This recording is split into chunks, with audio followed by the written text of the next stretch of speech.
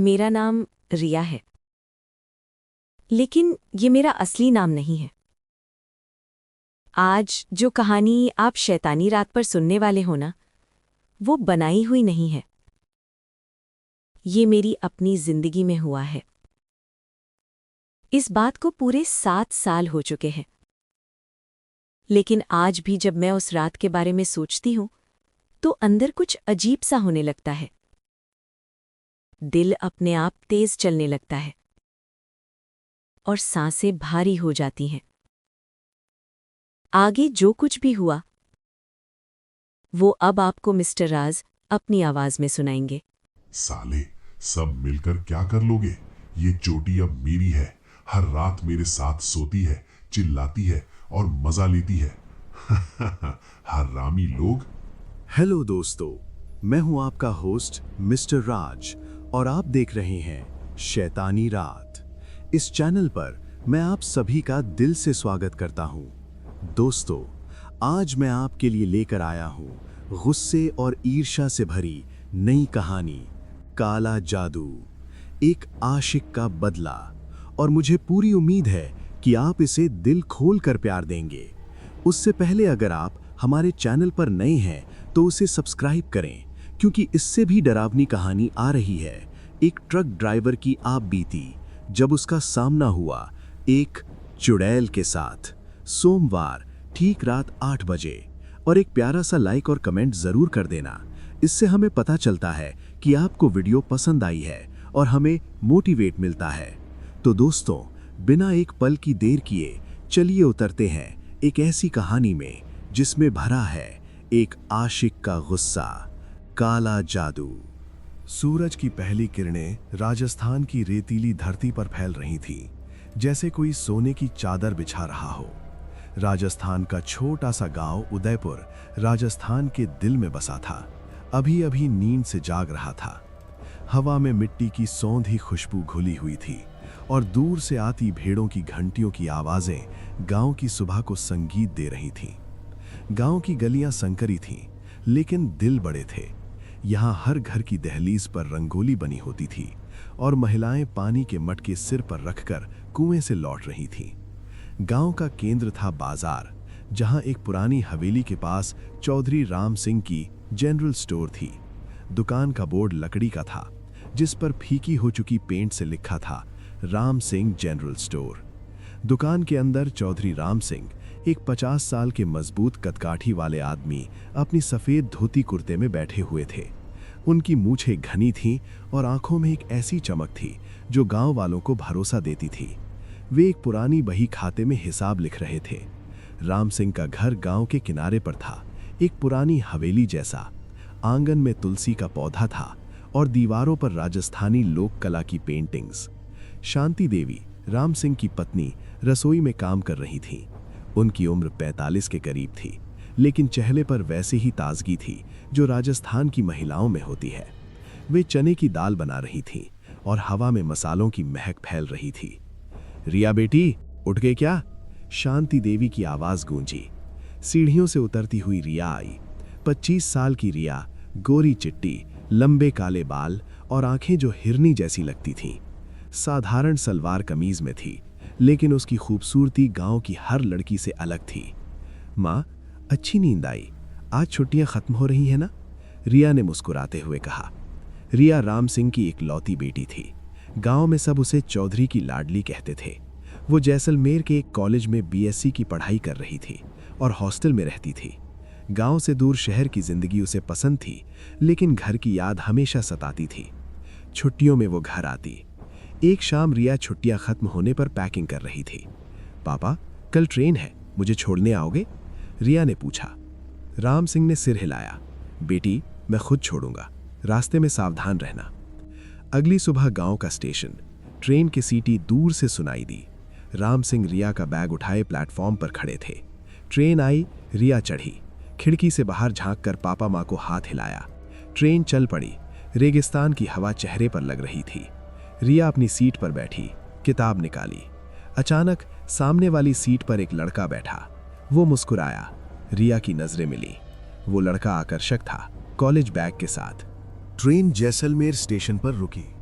रिया ने अपना बैग उठाया और प्लेटफॉर्म पर उतरी। गर्म हवा का झोंका चेहरे पर लगा, लेकिन उसकी आंखें चमक रही थीं। फाइनल ईयर शुरू हो रहा था। हॉस्टल बस बाहर खड़ी थी। रिया ने बैग रखा और अपनी सीट पर बैठ गई। जैसलमेर का कॉलेज शहर के बाहर था। पुरानी इमारतें, बड़े बड़े पेड़ और चौड़ा कैंपस। रिया का हॉस्टल लड़कियों वाला था। 3 मंजिला बिल्डिंग, सामने वाला गार्डन जहां शाम को सब लड़कियां इकट्ठा होती थीं। रिया अपने पुराने रूम में पहुंची। रूममेट पूजा पहले से थी। रिया आ गई आखिरकार, पूजा ने गले लगाया। दोनों पुरानी दोस्त थीं। अगली सुबह क्लास शुरू हुई। बीएससी फाइनल ईयर की पहली लेक्चर थी। ब्रेक में कैंटीन की तरफ सब निकले। रिया और पूजा चाय लेने गईं। वहीं कैंटीन के कोने में कुछ लड़के जोर जोर से बातें कर रहे थे। उनमें से एक लड़का सबसे आगे था। लंबा, गोरा, घनी दाढ़ी और आंखों में एक अलग सी चमक। वो जोर से हंस रहा था। रिया की नजर उस पर पड़ी। वो वही लड़का था जो ट्रेन में उसके सामने बैठा था। लड़के का नाम था अर्जुन। कॉलेज में सब उसे जानते थे। स्टूडेंट यूनियन का मेंबर, कॉलेज पॉलिटिक्स में सबसे आगे, विधायक का करीबी बताया जाता था। उसका बैकग्राउंड कुछ खास नहीं था, पढ़ाई में औसत, लेकिन कॉलेज के इलेक्शन में हमेशा जीतता। उस दिन कैंटीन में वो अपने दोस्तों को बता रहा था। दिन बीतते गए। रिया की जिंदगी रूटीन में आ गई। एक दिन लाइब्रेरी में रिया एक किताब ढूंढ रही थी। ऊपरी शेल्फ पर थी। वो उचक कर लेने की कोशिश कर रही थी कि किसी ने पीछे से किताब निकालकर उसके हाथ में दे दी। मुड़कर देखा, अर्जुन मुस्कुरा रहा था। तुम्हें ये किताब चाहिए थी ना? अर्जुन ने पूछा। रिया थोड़ा सकपकाई। हाँ, थैंक यू। अर्जुन बोला, मैं अर्जुन, फिजिक्स 3rd ईयर। रिया ने कहा, रिया फाइनल ईयर। दोनों हंस पड़े। पहली बात हुई। धीरे धीरे बातें बढ़ने लगीं और एक दूसरे को प्यार हो गया। लेकिन कॉलेज में अफवाहें भी उड़ रही थीं। कुछ लड़कियां पीछे से बातें करतीं। अर्जुन का तो कई लड़कियों के साथ अफेयर रहता है। विधायक के नाम पर सबको फंसाता है। रिया ने सुना लेकिन दिल नहीं माना। वो सोचती, मेरे साथ तो वो अलग है। एक दिन पूजा ने रिया से कहा, रिया सावधान रहना, अर्जुन अच्छा नहीं है, उसका पास्ट। रिया ने बात काट दी। पूजा तुम ज्यादा मत सोचो, वो मेरे साथ अच्छा है। रिया क्लास से निकलकर लाइब्रेरी जा रही थी। चेहरे पर मुस्कान थी। अर्जुन के साथ बीते पल उसे खुश रखते थे। तभी दूर से पुलिस की सायरन की आवाज आई। जीपें कॉलेज गेट से अंदर घुसीं। छात्र इधर उधर भागने लगे। इंस्पेक्टर मेन हॉल में घुसा, मोटी फाइल हाथ में लिए चिल्लाया, अर्जुन सिंह कहाँ है? रिया का दिल धड़क गया। वो कैंटीन की ओर भागी जहां अर्जुन दोस्तों के साथ बैठा था, लेकिन पुलिस पहले पहुंच चुकी थी। कांस्टेबलों ने उसे घेर लिया। सर, क्या गलतफहमी है? अर्जुन ने मुस्कुराते हुए पूछा। चेहरा सफेद पड़ चुका था। इंस्पेक्टर ने फाइल खोली। नेहा शर्मा को प्यार के जाल में फंसाया, उसके माँ बाप से 5 लाख रुपए ऐंठे। जब वो पीछे पड़ी तो जहर देकर मारने की कोशिश की, वो बच गई। एक छात्र ने चुपके से रिया को बताया, अर्जुन ने सच में नेहा को जहर दिया था। विधायक के दबाव से पहले भी बचता रहा है। शाम को हॉस्टल में रिया बिस्तर पर लेटी थी, आंखें सूजी हुई। पूजा पास बैठी थी। मैंने तुझे पहले ही चेताया था रिया, उसका चरित्र अच्छा नहीं। रिया ने फैसला किया। वो पुलिस स्टेशन पहुंची। अर्जुन ग्रिल के पीछे से मुस्कुराया। रिया आ गई, ये सब गलतफहमी है। रिया चुप रही, फिर अचानक जोर से थप्पड़ जड़ दिया। गूंजती आवाज में अर्जुन का चेहरा तिरछा हो गया। क्या समझी थी खुद को? मैं तुझसे प्यार करता था, वो तो तेरे बाप के पैसों के लिए था। नेहा की वजह से तू बच गई, और हां, इस थप्पड़ का बदला जरूर लूंगा, याद रखना। अर्जुन की आंखों में शैतानी चमक थी, जैसे कोई राक्षस। रिया पीछे हटी, बाहर भागी, आंसू बहते रहे। पढ़ाई पूरी हुई, एग्जाम दिए, मन नहीं लगा, फिर भी पास हो गई। सामान पैक कर ट्रेन पकड़ी। उदयपुर स्टेशन पर माँ पापा इंतजार कर रहे थे। चेहरा उदास क्यों बेटी? शांति देवी ने पूछा। एग्जाम की थकान है माँ, रिया ने झूठ बोला। घर पहुंचकर कमरे में बंद हो गई। रात भर रोती रही। दिन बीतते गए। गांव की जिंदगी में वो धीरे धीरे लौट आई। एक दिन राम सिंह बोले, बेटी तेरी शादी तय कर दी है। लड़का मोहन है, सरकारी स्कूल में टीचर, नेक इंसान, अच्छा परिवार। रिया चुप रही, फिर बोली, जो आप ठीक समझें पापा। शादी की तैयारी शुरू हो गई। रिया सोचती, शायद ये नई शुरुआत है, अर्जुन को भूल जाऊंगी, लेकिन दूर भैरवगढ़ जेल में अर्जुन को 10 साल की सजा हो चुकी थी। वो मन ही मन एक ही बात दोहराता था, बदला। शादी सादगी से हुई, गांव वाले उत्साह से आए। रिया लाल जोड़े में सुंदर लग रही थी। मोहन 26 साल का, साधारण कद, गोरा रंग, चश्मा और शांत मुस्कान वाला सरकारी स्कूल का साइंस टीचर उसे बार बार देखता रह गया। रिया को भी वो पहली नज़र में पसंद आया। कोई घमंड नहीं, कोई दिखावा नहीं। दिन गुजरते गए। मोहन स्कूल जाता, रिया घर संभालती। सास ससुर नहीं थे। धीरे धीरे दोनों में सच्चा प्यार हो गया। रिया हंसने लगी थी, वो हंसी जो अब मोहन की थी। उधर भैरूगढ़ जेल में अर्जुन दिन गिन रहा था। 10 साल की सजा थी, लेकिन विधायक के प्रभाव से 1 साल बाद बेल मिल गई। बाहर निकला तो आंखों में नफरत, मुंह पर घमंड। दोस्तों से पता चला रिया की शादी हो गई सांवलपुरा में एक टीचर से। बहुत खुश है। अर्जुन ने पुराने फोन से पता लगाया। एक रात मोटरसाइकिल पर सांवलपुरा पहुंचा। गांव के बाहर रुककर मोहन के घर को देखा। आंगन में रिया और मोहन बैठे बातें कर रहे थे। रिया हंस रही थी। अर्जुन का खून खौल उठा, मुट्ठी कसी। इतनी जल्दी भूल गई? थप्पड़ का बदला लूंगा, ऐसी सजा दूंगा कि जिंदगी भर याद रखेगी। अगले दिन वो गांव के पुराने तांत्रिक कलीराम के पास पहुंचा। कलीराम बूढ़ा था, आंखें तेज, कमरे में अजीब खुशबू और दीवारों पर विचित्र चिन्ह। अर्जुन ने पूरी कहानी सुनाई, थप्पड़, शादी, रिया की खुशी। बाबा, मैं चाहता हूं वो जिंदगी भर तड़पे। कलीराम पहले मना करने लगा, ये गलत है, काला जादू वापस लगता है। लेकिन जब अर्जुन ने मोटा पैसों का बंडल रखा तो मान गया। तेरा काम हो जाएगा, लेकिन रिया की कोई व्यक्तिगत चीज चाहिए, बाल या कुछ और। अर्जुन को याद आया, कॉलेज के दिनों में रिया ने उसे एक हेयर क्लिप दी थी, प्यार की निशानी। वो उसके पास थी। कलीराम बोला, काली अमावस 2 दिन बाद है, उस रात शमशान में पूजा होगी, हेयर क्लिप लेकर आना। अर्जुन ने सिर हिलाया। आंखों में बदले की आग जल रही थी।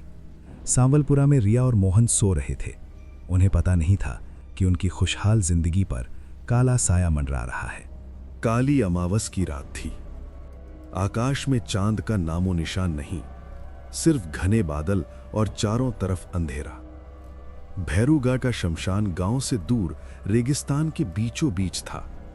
हवा में ठंडक थी, लेकिन वो ठंडक हड्डियों तक उतरने वाली लग रही थी। दूर दूर तक कोई रोशनी नहीं, सिर्फ शमशान की पुरानी समाधियों के बीच जलती एक छोटी सी आग।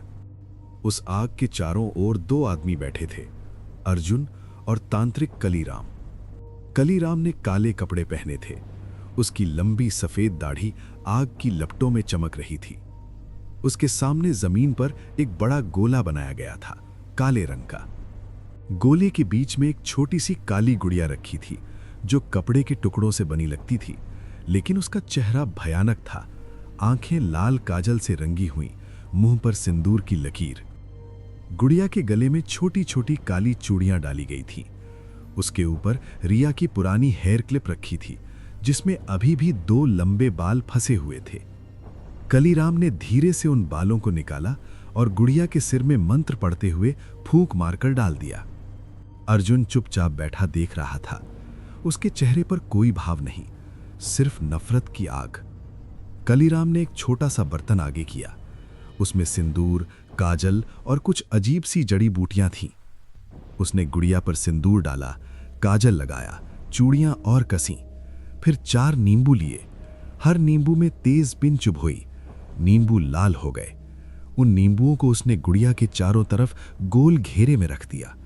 ऊपर से फिर सिंदूर छिड़का। हवा में एक अजीब सी गंध फैल गई, मीठी लेकिन सड़ांध वाली। कलीराम ने मंत्र शुरू किए। उसकी आवाज धीमी थी, लेकिन हर शब्द हवा में गूंज रहा था। ओम काली काली महाकाली, शमशान वासी भूत प्रेत जागो जागो। अर्जुन को लगा जैसे चारों तरफ हवा तेज हो गई। दूर समाधियों से सरसराहट की आवाज आने लगी। कलीराम ने आग में कुछ और लकड़ियां डाली। लपटें ऊपर उठीं। उसने एक कटोरी में खून डाला, किसी जानवर का, और गुड़िया पर छिड़का। अब वो प्रेत आएगा, कलीराम ने धीरे से कहा। शमशान का प्रेत। अर्जुन ने सिर हिलाया। अचानक हवा रुक गई, सन्नाटा छा गया। फिर दूर एक समाधि से मिट्टी हिली, जैसे कोई अंदर से बाहर आने की कोशिश कर रहा हो। कलीराम ने जोर से मंत्र पढ़ा। गुड़िया हिली, हल्के से लेकिन हिली। अर्जुन की रीढ़ में सिहरन दौड़ गई।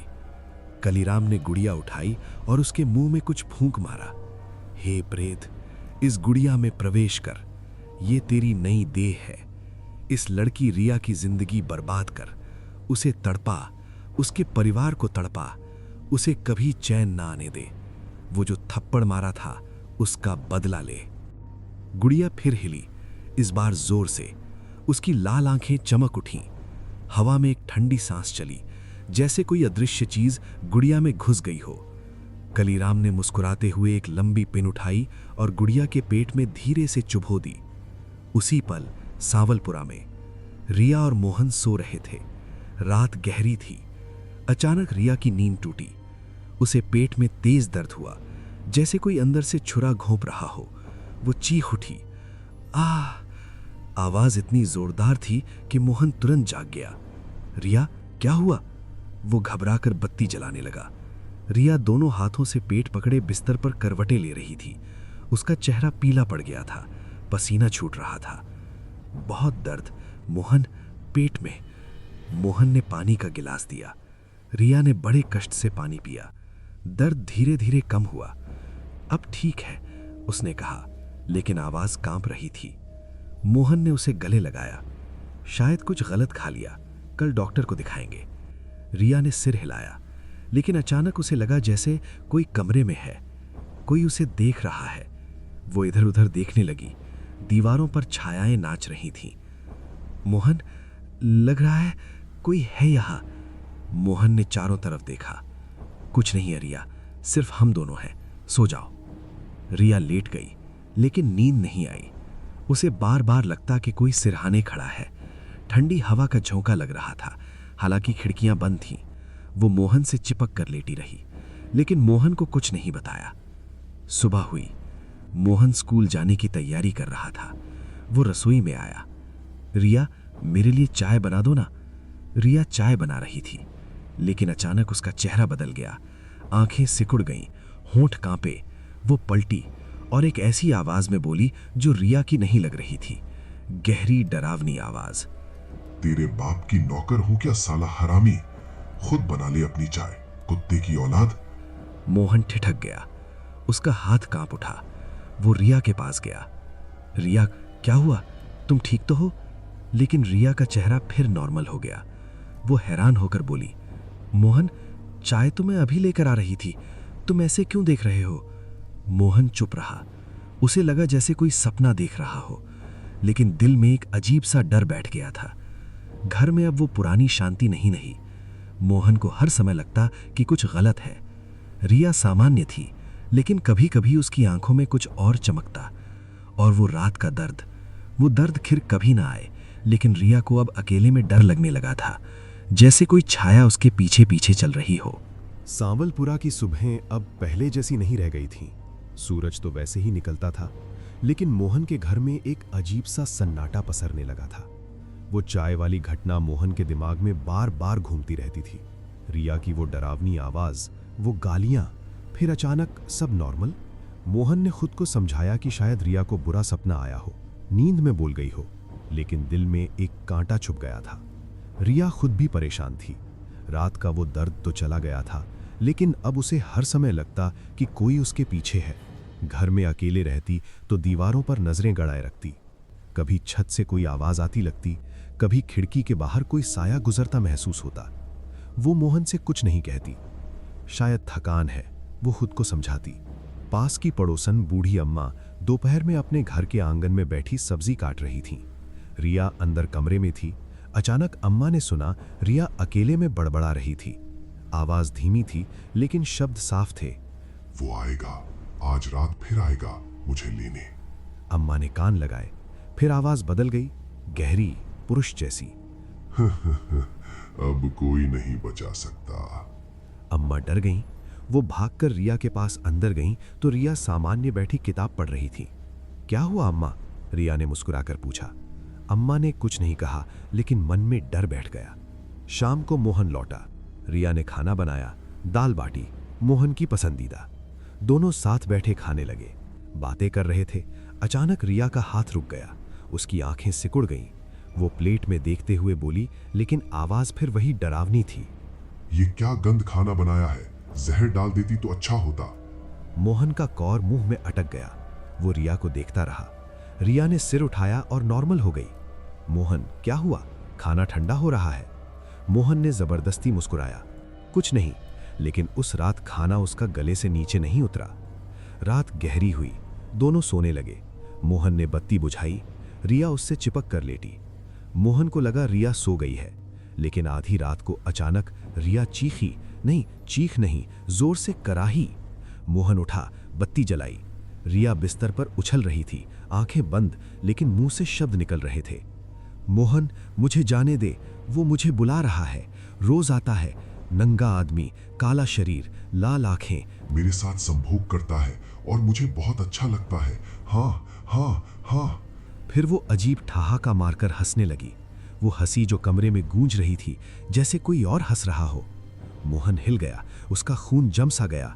वो रिया को झकझोरने लगा। रिया, उठो, क्या बोल रही हो? रिया की आंखें खुली, वो रोने लगी जोर जोर से। मोहन, मुझे कुछ नहीं पता, मैंने क्या बोला, सपना देख रही थी क्या? मोहन ने उसे गले लगाया, लेकिन खुद भी रो पड़ा। कुछ नहीं रिया, कुछ नहीं हुआ। लेकिन दोनों जानते थे कि कुछ तो बहुत गलत हो रहा है। मोहन ने कहा, कल डॉक्टर के पास चलेंगे, सब ठीक हो जाएगा। रिया ने सिर हिलाया और फिर सो गई। लेकिन मोहन रात भर जागता रहा, छत को देखता रहा। अगली सुबह मोहन स्कूल नहीं गया, वो घर पर ही रहा। रिया सामान्य थी, चाय बनाई, नाश्ता करवाया, हंसकर बोली, तुम आज स्कूल क्यों नहीं गए? मोहन ने कहा, छुट्टी ले ली। लेकिन उसकी नजरें रिया पर जमी थीं। दोपहर में रिया आंगन में कपड़े सुखा रही थी, मोहन अंदर था। अचानक बाहर से जोरदार आवाज आई। मोहन दौड़ा। रिया जमीन पर बैठी थी, उसके सामने एक मुर्गा तड़प रहा था, गला कटा हुआ, खून बह रहा था। रिया मुर्गे का गला मुंह से चूस रही थी, खून पी रही थी। उसकी आंखें लाल थीं, मुंह पर खून लगा था। वो जोर जोर से बोल रही थी, मैं उसकी हूं, वो मुझे बुला रहा है, अब कोई नहीं रोक सकता। मोहन चीख उठा। वो कभी ऐसा दृश्य नहीं देखा था। उसके पैर कांपने लगे। वो घर से बाहर भागा, सीधा पड़ोस में बूढ़ी दादी अम्मा के पास। दादी अम्मा गांव की सबसे बुजुर्ग थीं। मोहन हाफते हुए बोला, अम्मा, रिया को देखो, कुछ बहुत गलत हो रहा है। दादी अम्मा मोहन के साथ घर आईं। रिया को ऐसे खून पीते देखकर फिर मोहन की तरफ मुड़ी और धीरे से बोली, बेटा मोहन, ये बीमारी नहीं है, किसी ने रिया पर काला जादू किया है, बहुत भयंकर वाला। जल्दी से इसके माता पिता को बुलाओ, अकेले हम नहीं संभाल पाएंगे। मोहन का चेहरा सफेद पड़ गया। वो फोन की तरफ भागा। मोहन का हाथ फोन पर कांप रहा था। उसने उदयपुर का नंबर डायल किया। घंटियां बजती रहीं। फिर चौधरी राम सिंह की आवाज आई, हेलो मोहन बेटा, सब ठीक ना? मोहन की आवाज फटी सी निकली, पापा जी, रिया के साथ कुछ बहुत गलत हो रहा है। वो खुद में नहीं है, कभी अजीब बोलती है, कभी खून पीती है। दादी अम्मा कह रही हैं काला जादू है। आप लोग जल्दी आ जाओ, मैं अकेला नहीं संभाल पा रहा। दूसरी तरफ सन्नाटा छा गया। फिर शांति देवी के रोने की आवाज आई। राम सिंह ने किसी तरह खुद को संभाला, बेटा हम आज रात ही निकल रहे हैं, तुम रिया का ख्याल रखो। फोन कट गया। मोहन बाहर आया। दादी अम्मा अभी भी आंगन में बैठी थीं। बुला लिया? मोहन ने सिर हिलाया। दादी अम्मा ने कहा, अब देखना, ये बुरी शक्ति परिवार को भी नहीं छोड़ेगी। रिया को अकेला मत छोड़ना। शाम ढलते ढलते रिया फिर से बदली। वो कमरे में अकेली थी। अचानक वो जोर जोर से हंसने लगी, फिर गालियां बकने लगी। साले, सब मिलकर क्या कर लोगे?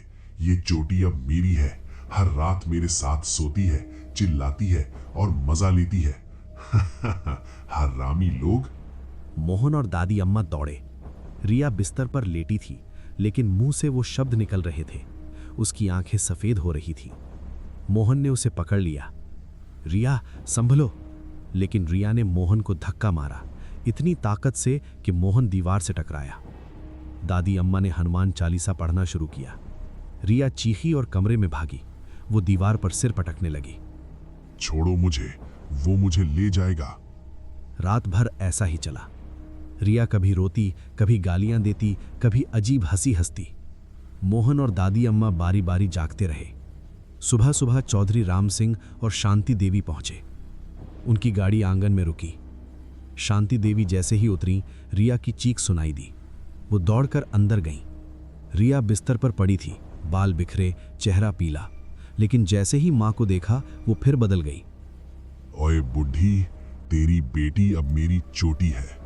रोज मेरे साथ लेटती है, चिल्लाती है और कहती है और जोर से, तुम सब कुछ नहीं कर पाओगे। शांति देवी के पैरों तले जमीन खिसक गई। वो रोते हुए रिया के पास गई, लेकिन रिया ने उन्हें खरोंच मार दी। राम सिंह ने बेटी को गले लगाने की कोशिश की, लेकिन रिया ने थूक दिया। चल हट बूढ़े हरामी, तेरी बेटी का बदन अब मेरा है। पूरे घर में रोने की आवाजें गूंज रही थीं। राम सिंह बाहर निकले, आंखें लाल। ये क्या हो गया हमारी बेटी को? दादी अम्मा ने कहा, चौधरी जी, ये साधारण बीमारी नहीं, किसी ने बहुत भयंकर तंत्र किया है। रिया पर कोई पुराना दुश्मन है। राम सिंह ने गुस्से और डर से कहा, हमारी तो किसी से दुश्मनी नहीं। दादी अम्मा बोली, अब एक ही रास्ता है, बाबा प्रताप सिंह। उनके अंदर सबल सिंह बावरी आते हैं। अगर आप कहें तो मैं उन्हें फोन कर देती हूं। शांति देवी रोते हुए बोली, हाँ जल्दी करो, हमारी बेटी को बचा लो। राम सिंह और मोहन ने भी हामी भरी। दादी अम्मा ने फोन किया, बाबा आज शाम तक आ जाएंगे। दिन भर रिया की हालत और बिगड़ती गई। वो कभी बेहोश हो जाती, कभी उठकर गंदी गंदी गालियां देती। साले सब नपुंसक हो, देखो कैसे तेरी बीबी मेरे साथ मजा लेती है टीचर साहब। मोहन रोता रहा। राम सिंह चुपचाप बाहर बैठे रहे।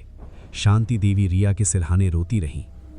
घर में अगरबत्ती जल रही थी, लेकिन हवा में एक अजीब सी गंध थी, सड़ांध वाली। शाम ढली। सूरज डूबते ही बाबा प्रताप सिंह आए। वो साधारण कपड़ों में थे, सफेद धोती कुर्ता, हाथ में रुद्राक्ष की माला, कंधे पर झोला। उम्र 50 के करीब, लेकिन कद लंबा और आंखें तेज। जैसे ही वो घर के दरवाजे पर पहुंचे, रिया की चीख गूंजी। घर में घुसते ही बाबा रुक गए। उनकी नाक सिकुड़ी। ये गंध, बहुत बुरी शक्ति है यहाँ। सबने हाथ जोड़कर स्वागत किया। राम सिंह ने रोते हुए कहा, बाबा जी, मेरी बेटी को बचा लो, उसके परिवार को बचा लो। बाबा ने हाथ उठाकर चुप कराया। वो माला फेरते हुए पूरे घर में घूमे, रसोई, आंगन, कमरे, हर जगह रुककर मंत्र पढ़ते। अचानक आंगन में रुक गए, जमीन की तरफ देखा। यहां खोदो। मोहन ने फावड़ा उठाया। थोड़ी खुदाई की तो बाहर निकला एक सड़ी हुई सांप की हड्डी, चारों तरफ सड़े नींबू जिनमें पिन चुभी थी, और एक बड़ा बालों का गुच्छा, रिया जैसे बाल। सब डर से पीछे हट गए। शांति देवी चीखीं, बाबा ये क्या है? बाबा ने गंभीर आवाज में कहा, तेरी बेटी पर काला जादू किया गया है। शमशान का प्रेत इसके पीछे लगाया गया है। ये सामान उसी प्रेत का है। राम सिंह ने पूछा, लेकिन बाबा हमारी तो किसी से दुश्मनी नहीं। बाबा बोले, तेरी नहीं, तेरी बेटी की होगी। सब एक दूसरे की तरफ देखने लगे। डर अब हड्डियों तक उतर चुका था। आंगन में खुदाई से निकला सामान देखकर सबके मुंह से आवाज नहीं निकल रही थी। सड़ी हुई सांप की हड्डी अभी भी हल्की हल्की गंध दे रही थी। नींबू काले पड़ चुके थे, पीने जंग लगी हुई, और वो बालों का गुच्छा, लंबे काले, बिल्कुल रिया जैसे। शांति देवी ने गुच्छा हाथ में लिया और रो पड़ी, ये हमारी बेटी के बाल हैं। बाबा ये सब क्या है? बाबा प्रताप सिंह ने सामान को एक तपड़े में लपेटा और गंभीर स्वर में बोले, ये गुड़िया का काला जादू है, बहुत पुराना और खतरनाक तंत्र। किसी ने रिया के बाल लेकर एक काली गुड़िया बनाई, शमशान के प्रेत को उसमें कैद किया, और ये सामान घर के आंगन में उसी प्रेत ने दबाया ताकि प्रेत हमेशा पास रहे। अब ये प्रेत रिया के शरीर में आता जाता है। राम सिंह की आवाज कांपी, बाबा हमारी तो किसी से कोई दुश्मनी नहीं, कौन ऐसा नीच कर सकता है? बाबा ने आंखें बंद की और माला तेजी से फेरने लगे। दुश्मनी तुम्हारी नहीं, रिया की है। सब एक दूसरे की तरफ देखने लगे। मोहन ने धीरे से कहा, रिया ने तो ऐसी कोई बात नहीं मुझे बताई। बाबा ने कहा, अब रिया से ही पूछना होगा। वे कमरे में गए। रिया बिस्तर पर लेटी थी, चेहरा पीला, आंखें बंद, लेकिन शरीर कभी कभी सिहर जाता, जैसे कोई अंदर तड़प रहा हो। बाबा उसके सिरहाने बैठे। उन्होंने अपने झोले से एक छोटा सा मौली का धागा निकाला, लाल रंग का, जिसमें कुछ मंत्रों से बंधे गांठें थीं। धीरे से रिया के दाहिने हाथ में बांध दिया। फिर सिर के पास से कुछ बाल निकालकर उसी धागे में बांध दिए। जैसे ही धागा बंधा, रिया की सांस तेज हो गई। वो तड़पी, लेकिन आंखें नहीं खुली। प्रेत की आवाज नहीं आई। बाबा ने कहा, अब थोड़ी देर शांत रहेगी। कुछ देर बाद रिया की आंखें खुली। वो रोने लगी, बच्चे की तरह। मोहन, मुझे बचा लो, वो मुझे अपने साथ ले जाएगा। हर रात आता है, मुझे छूता है, बहुत दर्द होता है। शांति देवी ने उसे गले लगा लिया। मोहन पास बैठा रो रहा था। बाबा ने धीरे से कहा, बेटी डर मत, मैं हूं ना, मेरी आंखों में देख। रिया ने बाबा की आंखों में देखा। बाबा की आंखें गहरी थीं, जैसे कोई समुद्र। अचानक बाबा के शरीर में सिहरन हुई। उनके कान के पास एक फुसफुसाहट हुई, सिर्फ वो सुन सके। आवाज गहरी थी, अर्जुन, अर्जुन। बाबा ने आंखें बंद की और जोर से पूछा, यह अर्जुन कौन है? कमरे में सन्नाटा छा गया। राम सिंह, शांति देवी और मोहन एक दूसरे की तरफ देखने लगे। बाबा, हमें नहीं पता कोई अर्जुन, राम सिंह ने कहा। लेकिन रिया ये नाम सुनते ही कांप उठी। उसका चेहरा सफेद पड़ गया। वो रोते रोते बोली, अर्जुन, वही कॉलेज वाला। सबने रिया की तरफ देखा। बाबा ने कहा, बेटी सब बता, डर मत, आज सच्चाई सामने आएगी। रिया ने आंसू पोंछे और कांपती आवाज में सब बताना शुरू किया और पूरी बात बता दी। बाबा ने सिर हिलाया। हाँ, उसी अर्जुन ने किसी तांत्रिक से मिलकर ये गुड़िया का जादू करवाया है, थप्पड़ का बदला लेने के लिए। प्रेत को कहा गया है कि रिया की जिंदगी बर्बाद करो। रिया ये सुनकर जोर से चीखी और बेहोश हो गई। मोहन ने उसे संभाला। कमरे में रोने की आवाजें गूंज रही थीं। राम सिंह बाहर निकले, मुट्ठियां कसी हुई। अगर वो सामने आ जाए तो मार डालूंगा। बाबा ने सबको अंदर बुलाया। गुस्सा बाद में करना, अब बचाना पहले है। ये जादू काली अमावस को किया गया है, उसी काली अमावस को हटेगा। 2 दिन बाद फिर अमावस है। उस रात तुम सब रिया को मेरे दरबार ले आना। मैं सबल सिंह बावरी को आवाहन करूंगा।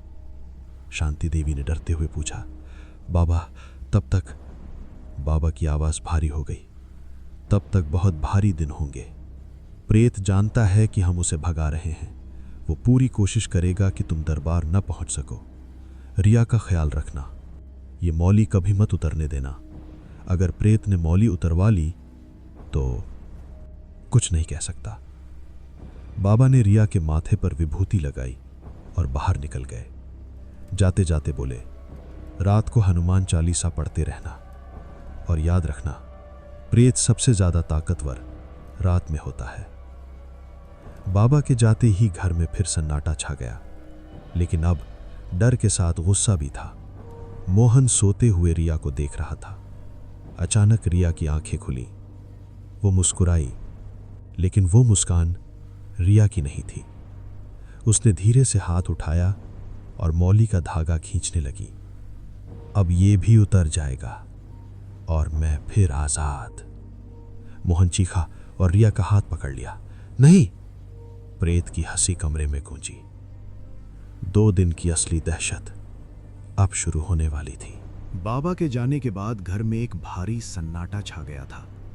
रात का पहला पहर शुरू होते ही प्रेत ने अपनी पूरी ताकत दिखानी शुरू कर दी। मोहन ने रिया का हाथ कसकर पकड़ रखा था ताकि वो मौली न उतार सके। राम सिंह और शांति देवी पास की कुर्सियों पर बैठे हनुमान चालीसा पढ़ रहे थे। लेकिन जैसे जैसे रात गहरी होती गई, घर में अजीब अजीब आवाजें आने लगीं। पहली रात सबसे पहले छत से खट खट की आवाज आई, जैसे कोई भारी जूते पहने ऊपर चल रहा हो। राम सिंह ने ऊपर देखा, लेकिन छत पर कुछ नहीं था। फिर रसोई से बर्तन गिरने की आवाजें। मोहन दौड़ा तो सारी प्लेटें फर्श पर बिखरी पड़ी थीं। जैसे किसी ने पूरी अलमारी उलट दी हो। रिया बिस्तर पर तड़प रही थी। उसकी आवाज फिर बदल गई। छोड़ो साले, मौली उतरने दो, नहीं तो सबको मार डालूंगा। तेरी बीवी को तो रोज ले जाता हूं, हरामी। शांति देवी चीख उठी। राम सिंह ने गुस्से में चिल्लाया, चुप हो जा नीच। लेकिन जवाब में रिया की हंसी गूंजी, वो ठहाका जो कमरे की दीवारों से टकरा रहा था। अचानक बत्ती झपझपाकर बुझ गई। अंधेरे में रिया का शरीर उठा, जैसे कोई उसे खींच रहा हो। वो हवा में लटक गई, पैर जमीन से 1 फुट ऊपर। मोहन ने उसे पकड़ लिया, लेकिन ताकत इतनी थी कि मोहन गिरते गिरते बचा। सब मिलकर रिया को बिस्तर पर लेटाया। पूरी रात कोई सो नहीं पाया। सुबह हुई तो सबकी आंखें लाल, चेहरे थके हुए। दूसरी रात और भयानक थी। आधी रात को रिया उठी और मोहन पर हमला कर दिया। नाखूरों से चेहरा खरोचने लगी। तेरे को मार डालूंगा साला टीचर, तेरी बीवी को ले जाऊंगा शमशान। मोहन ने किसी तरह उसे रोका। राम सिंह और शांति देवी ने मिलकर रिया को रस्सी से बांध दिया। रिया तड़प रही थी, रस्सियां काटने की कोशिश कर रही थी। पूरी रात गालियां, चीखें, हंसी। सुबह तक सब टूट चुके थे। फिर आई काली अमावस की रात। आकाश काला था, हवा ठंडी और तेज। बाबा ने कहा था रात में दरबार आना। सबने रिया को पकड़ा। वो जोर जोर से चिल्ला रही थी, नहीं जाऊंगा, छोड़ो मुझे, हरामी लोगों, वो मुझे मार डालेगा। मोहन और राम सिंह ने मिलकर रिया को गाड़ी में डाला। शांति देवी आगे बैठी। गाड़ी चली। रास्ता सुनसान था। दरबार गांव से 20 किलोमीटर दूर था। पहले तो कुछ नहीं हुआ, लेकिन जैसे ही दरबार से 1 किलोमीटर रह गया, गाड़ी के सामने अचानक एक आदमी आ गया। लंबा, नंगा, काला शरीर, लाल आंखें। मोहन ने ब्रेक मारा, लेकिन शांति देवी चीखी, नहीं मोहन, रुकना मत, ये भ्रम है। मोहन ने एक्सेलरेटर दबाया। गाड़ी उस आदमी के ऊपर से गुजर गई। पीछे मुड़कर देखा तो एक जोरदार चीख के साथ वो आकृति हवा में गायब हो गई। सबकी सांसें रुक गई थीं। गाड़ी दरबार पहुंची। बाबा का दरबार बड़ा था, पुरानी हवेली जैसा। आंगन में विशाल धूनी जल रही थी, लपटें आसमान छू रही थीं। बाबा सफेद कपड़ों में धूनी के पास बैठे थे। उनके साथ 2 शिष्य थे, युवा लेकिन गंभीर। चारों तरफ अगरबत्ती की खुशबू, मंत्रों की आवाज।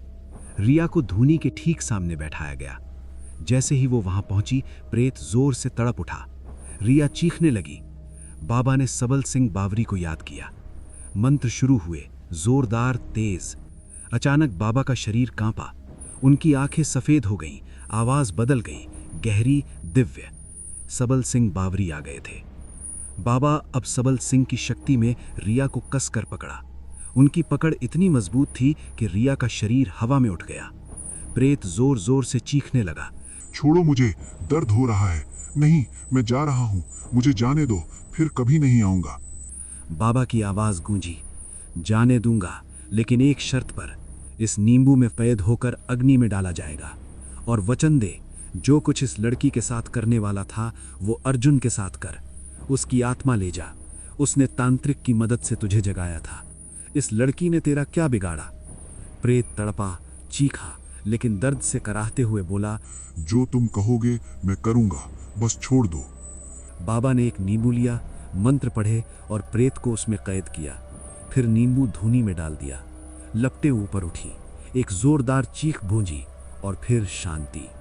रिया बेहोश होकर गिर पड़ी, लेकिन अब उसकी सांसें सामान्य थीं। धूनी की लपटें अभी भी ऊंची उठ रही थीं, लेकिन अब हवा में वो ठंडक नहीं थी जो पहले थी।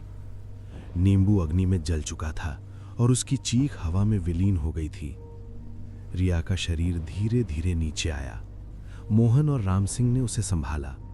उसकी आंखें बंद थीं, लेकिन चेहरा शांत, जैसे लंबे समय बाद नींद आई हो। शांति देवी रोते हुए उसके पास बैठ गईं, माथे पर हाथ फेरती रहीं। बाबा प्रताप सिंह, अब सबल सिंह बावरी की शक्ति चली गई थी, थके हुए थे, लेकिन चेहरे पर संतोष था। उनके शिष्यों ने उन्हें सहारा दिया। राम सिंह ने हाथ जोड़कर कहा, बाबा, आपने हमारी बेटी की जान बचाई। बाबा ने मुस्कुराकर कहा, ऊपर वाले की कृपा है। अब रिया को घर ले जाओ, कुछ दिन आराम करेगी। सदमा गहरा है, लेकिन ठीक हो जाएगी। बस एक बात, राजस्थान में मत रहो। काले जादू की जड़ें गहरी होती हैं, कहीं दूर चले जाओ। सब ने बाबा को प्रणाम किया और रिया को गाड़ी में लिटाया। रात बहुत गहरी हो चुकी थी, लेकिन अब डर नहीं था। रास्ते में रिया की आंखें खुलीं। वो कमज़ोर आवाज़ में बोली, माँ, मोहन, सब ठीक है ना? शांति देवी ने उसे गले लगा लिया। हाँ बेटी, सब ठीक हो गया, अब कोई नहीं आएगा। घर पहुंचकर रिया को बिस्तर पर लिटाया गया। वो गहरी नींद सो गई, पहली बार बिना डर के। लेकिन परिवार को नींद नहीं आई। सब आंगन में बैठे बातें कर रहे थे। मोहन ने कहा, अर्जुन को क्या होगा? राम सिंह बोले, जो होना होगा हो जाएगा, ऊपर वाला देख रहा है। उसी समय भैरूगढ़ में अर्जुन अपने दोस्तों के साथ एक पुरानी फैक्ट्री में बैठा था। जेल से निकले बाद वो फिर पुराने रास्ते पर था। दारू, पार्टी, घमंड। टेबल पर बोतलें बिखरी थीं। दोस्त हंस रहे थे। यार अर्जुन, वो रिया वाली बात भूल जा, अब नई लड़की ढूंढ। अर्जुन हंसा। वो अब तड़प रही होगी। कलीराम बाबा ने कहा था, जिंदगी भर याद रखेगी। अचानक अर्जुन का चेहरा बदल गया। उसे सीने में दर्द हुआ। यार, कुछ गड़बड़ है। वो उठा, लेकिन पैर लड़खड़ा गए। मुंह से खून की उल्टी निकली, गाढ़ा काला खून। दोस्त घबरा गए। अर्जुन, डॉक्टर को बुलाओ। लेकिन अर्जुन जमीन पर गिर पड़ा। उसकी आंखें फैल गईं। उसे लगा जैसे कोई ठंडा हाथ उसकी गर्दन पर है। कोई फुसफुसा रहा था, अब तेरी बारी, अब तेरी बारी है। तूने ही मुझे जगाया था ना? अर्जुन चीखा, लेकिन आवाज नहीं निकली। उसका शरीर तड़पा, फिर शांत हो गया। दोस्तों ने चेक किया, सांस नहीं चल रही थी। अर्जुन मर चुका था। उसी पल भैरूगढ़ के बाहर कलीराम के घर में तांत्रिक अपनी कुटिया में बैठा मंत्र पढ़ रहा था। अचानक टेबल पर रखी वो काली गुड़िया हिली, फिर उसमें आग लग गई अपने आप। लपटें उठीं, गुड़िया जलने लगी। कलीराम पीछे हटा। उसकी आंखें डर से फैल गईं। नहीं, ये नहीं हो सकता। वो जानता था प्रेत ने सौदा पूरा किया है, अब वो कुछ नहीं कर सकता। गुड़िया राख हो गई। कलीराम बाहर भागा, लेकिन रात के अंधेरे में उसे लगा जैसे कोई छाया उसके पीछे है। वो फिर कभी उस गांव में नहीं लौटा। सांवलपुरा में सुबह हुई। रिया उठी तो उसका चेहरा चमक रहा था। दर्द नहीं, डर नहीं। वो रसोई में गई, चाय बनाई। मोहन ने उसे देखकर कहा, रिया, तुम ठीक हो? रिया मुस्कुराई। हाँ मोहन, सब खत्म हो गया। लेकिन आंखों में अभी भी वो सदमा था। रात में सपने आते, चीखें याद आती। 2 महीने बीते। रिया और मोहन धीरे धीरे सामान्य होने लगे। लेकिन गांव में रहना मुश्किल था। लोग दूर से देखते, अफवाहें उड़ती। राम सिंह ने कहा, बेटी, बाबा की बात मानो, दिल्ली चलो, वहां नई जिंदगी शुरू करेंगे। रिया और मोहन मान गए। मोहन ने दिल्ली में टीचिंग जॉब ढूंढ ली। राम सिंह और शांति देवी ने उदयपुर की संपत्ति बेच दी। पूरा परिवार राजस्थान छोड़कर दिल्ली शिफ्ट हो गया। नई कॉलोनी, नया घर, नई जिंदगी। रिया ने वहां एक स्कूल ज्वाइन किया, लड़कियों को पढ़ाने लगी। मोहन और रिया दोनों बहुत खुश थे और अब रिया को बच्चा भी होने वाला था। दोस्तों, अगर आपको कहानी सच में पसंद आई हो तो कमेंट बॉक्स में जय बाबा सबल सिंह बावरी जरूर लिखना और ये भी बताना कि आप किस शहर या किस गांव से ये कहानी देख और सुन रहे हो। दोस्तों, वीडियो को लाइक जरूर करना और चैनल को सब्सक्राइब भी कर लेना, क्योंकि इससे भी डरावनी कहानी आ रही है। एक ट्रक ड्राइवर की आप बीती जब उसका सामना हुआ एक चुड़ैल के साथ। सोमवार ठीक रात 8 बजे इंतजार कीजिए। और अगर आप चाहते हो ऐसी ही डरावनी, सच्ची लगने वाली कहानियां, तो जुड़े रहिए शैतानी रात के साथ। धन्यवाद।